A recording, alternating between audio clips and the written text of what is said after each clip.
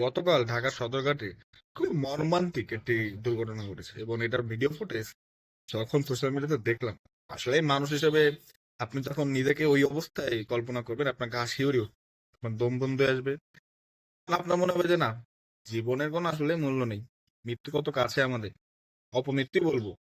উম, তারাও তো আপনার ঈদে বাড়ি যাচ্ছিল, ঠিক আছে, বাড়ি যাওয়ার হলো না, একবারে কবরে চলে গেল। আরেকজন তো দেখলাম আপনার, যে লোকটা পুরো থেতলেই গেছে, তার লাশটি আবার ওই নদীতে পড়ে গেল, পেয়েছে কিনা আই ডোন্ট নো, জানি না।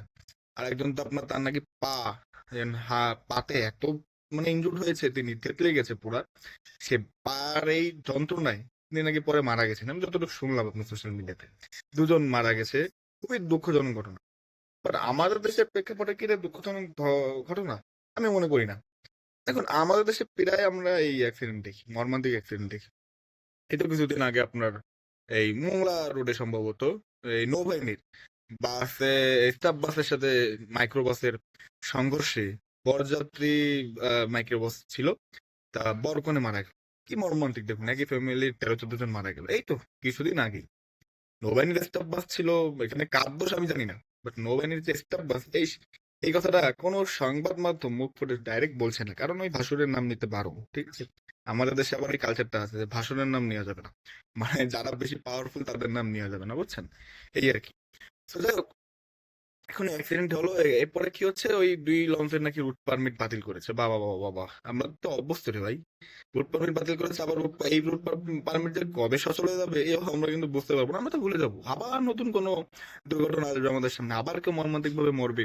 এর পরের নম্বরটা কার, এটা হলো এখন চিন্তার, আপনার, আমার, আমাদের ফ্যামিলি মেম্বারের, আমাদের বন্ধু বান্ধবের, নাকি অন্য কারো, তাদের আমরা চিনি না। এই নাম্বারটি কার, এটা হচ্ছে এখন আপনার খুঁজতে হবে and ভাবতে হবে। রাস্তায় যখন বেরোবেন তখন ভাবতে হবে যে আমি কি আজ মানে ভাইরাল হয়ে যাব দেশে, মানে পুরো দেশে আমার মৃত্যু কি ভাইরাল হবে? কারণ বাংলাদেশে আপনার অ্যাক্সিডেন্ট ব্যাপার খুবই নর্মাল ব্যাপার, আর এই কোনো সাজা টাজা হয় না। আর আপনার ওই সাময়িক কিছু সরকার পদক্ষেপ নিয়ে, তাও যদি জনগণ আপনার এটা ভাইরাল হয় জনগণের মধ্যে, তাহলে, নাহলে আর নেই না, ঠিক আছে। সাধারণ মানুষ মারা গেছে ভাই, আল্লাহ আল্লাহ রাতে জীবন, ঠিক আছে, তখন আমার আল্লাহ রাতে জীবন।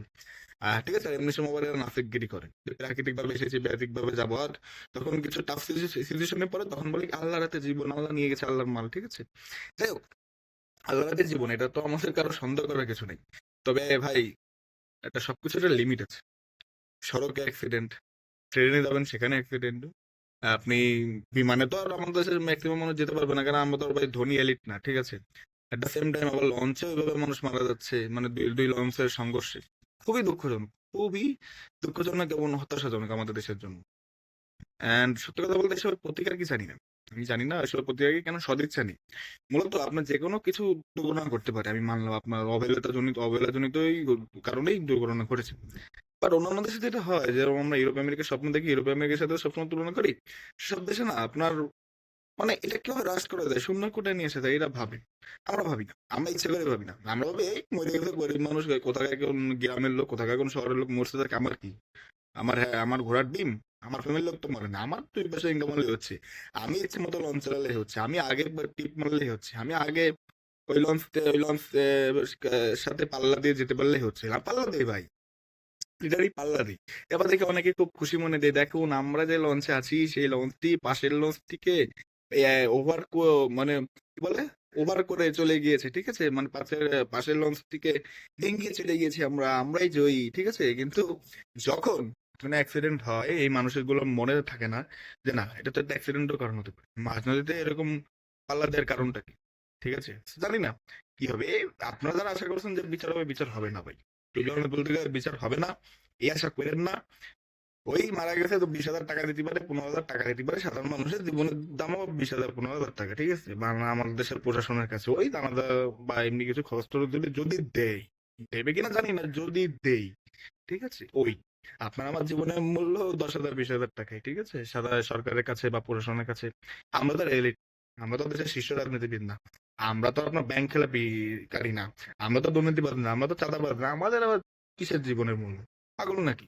এসব কিছু হন ক্রাইটেরিয়া আছে, খারাপ কাজগুলো ওগুলো হন আপনি, তখন আপনার জীবনের মূল্য হবে, কোটি টাকাই হবে বেশ। তো যাই হোক, এই যে দুটো লোক মারা গেল, এদের ফ্যামিলি, ঈদের অবস্থাটা বুঝছেন, ঈদ তো বাদ দিলাম, আপনার তাদের ফ্যামিলিটাই তো, অনেকের ফ্যামিলি তো শেষ হয়ে যাবে। কারণ এর মধ্যে অনেকে ছিল কর্মক্ষম। একজন একজন তো শুনলাম যে লোকটি আপনার মারা গেছে, একজনের এই দুজনের মধ্যে একজন তার ওয়াইফ নাকি অন্তঃসত্ত্বা।